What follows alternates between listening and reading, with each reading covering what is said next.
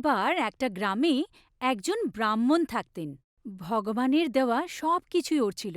বাচ্চা ছিল, একটা সুশীল সুন্দর বউ ছিল, খুব খুশিতে থাকত। কিন্তু ও কখনো কাজের জন্য বেরোতো না, খুবই অলস ছিল।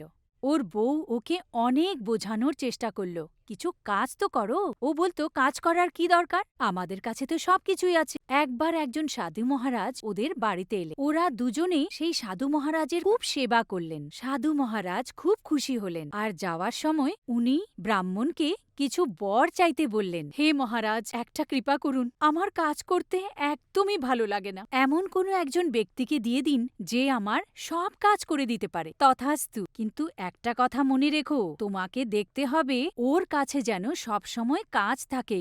কাজ না পেলে ও ভীষণ রেগে যাবে। ব্রাহ্মণ বলল, মহারাজ, কোনো ব্যাপার নয়। তো সাধু মহারাজ উনাকে তথাস্তু বলে সেখান থেকে চলে গেলেন। ওখানে একটা বড় রাক্ষস জিন এসে গেল, আর ও ব্রাহ্মণকে বলল, মালিক, বলুন আমার জন্য কি কাজ আছে। ব্রাহ্মণ খুব খুশি হয়ে গেল আর বলল, যাও খেতে গিয়ে জল দিয়ে এসো। জিন সেখান থেকে চলে গেল, আর ব্রাহ্মণ মনে মনে খুব খুশি হল। আমার আর কোনো কাজ করার দরকার নেই। আর ও সেখানে বসে গেল। কিছুক্ষণ দেরি হওয়ার পরই জিন আবার সেখানে এসে গেল আর বলে, মালিক, আমার কাজ শেষ হয়ে গেছে, আমাকে আরো কাজ দিন। এত বড় খেতে তুমি এত তাড়াতাড়ি জল দিয়ে দিলে, এখন আমি তোমাকে কি কাজ দেব? তো জিন বলল, ফটাফট আমাকে কাজ দিন, না হলে আমি তোমাকে খেয়ে নেব। ব্রাহ্মণ ঘাবড়ে গেল। আরে জিন, তুমি যাও যাও যাও, আর তাড়াতাড়ি পুরো ক্ষেতটাকে চাষ করে ফেলো। ও ভাবল, এখন তো রাত দিন জিন ওই ক্ষেত চাষ করতে থাকবে আর আমি বেঁচে যাব। জিন চলে গেল। জিন চলে যেতেই ব্রাহ্মণ একদম খুশি হয়ে গেল। ভাবল, বাবা, প্রাণে বাঁচা গেল, এখনো সারা রাত চাষ করবে, আমার তো প্রাণ বেঁচে গেল। আরও আরাম করতে বসে গেল। জিন আবার ফেরত চলে এলো আর বলল, মালিক, আমার আরো কাজ চাই। ব্রাহ্মণ বলল, আর কি কাজ দেব তোমায়? তাড়াতাড়ি আমাকে কাজ দিন, না হলে আমি আপনাকে খেয়ে নেব। ব্রাহ্মণ ঘাবড়ে গেল, এখন আমি কি করি? ব্রাহ্মণী ওর কাছে এলো। আমি বলবো কোনো কাজ?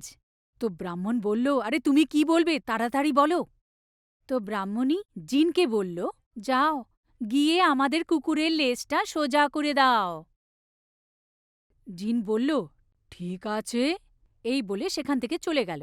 ব্রাহ্মণ খুব ঘাবড়ে গেল। ব্রাহ্মণ বলল, আরে এটা কি হয়ে গেল, আমি কি চেয়ে বসলাম, এ তো এ তো খুব তাড়াতাড়ি কাজ শেষ করে ফেলে। এখন তো আমার কাছে কোনো কাজও বেঁচে নেই, এখন তো আমাকে খেয়ে নেবে। ব্রাহ্মণী, আমি কি করি? তো ব্রাহ্মণী বলে, আরে ব্রাহ্মণ দেবতা, আপনি চিন্তা করবেন না, এখনো কুকুরের লেজ সোজা করতেই লেগে থাকবে, আর ওই লেজ ওর দ্বারা কখনোই সোজা হবে না।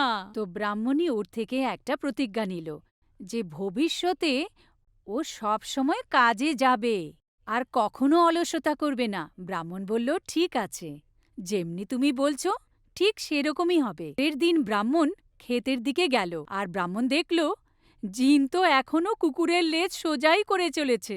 ও ক্ষেতের দিকে যেতে যেতে জিনকে হাসতে হাসতে বলল, আরে ও জিন, তাড়াতাড়ি কাজ শেষ করো, আমার কাছে তোমার জন্য আরো অনেক কাজ আছে। তো জিন বলে, হ্যাঁ হ্যাঁ মালিক, কোনো ব্যাপার না, আমি করছি করছি। আর ও কুকুরের লেজ সোজা করতে লেগে গেল, আর ব্রাহ্মণ সেখান থেকে হাসতে হাসতে চলে গেল। তো বাচ্চারা, এই কাহিনী থেকে কি শিখলে? এটাই, আমাদের কখনো অলসতা করা উচিত নয়, আর নিজের কাজ নিজেরই করা উচিত, অন্যের ভরসায় থাকা উচিত নয়। দেখলে তো ব্রাহ্মণের কি অবস্থা হলো। Panko Kids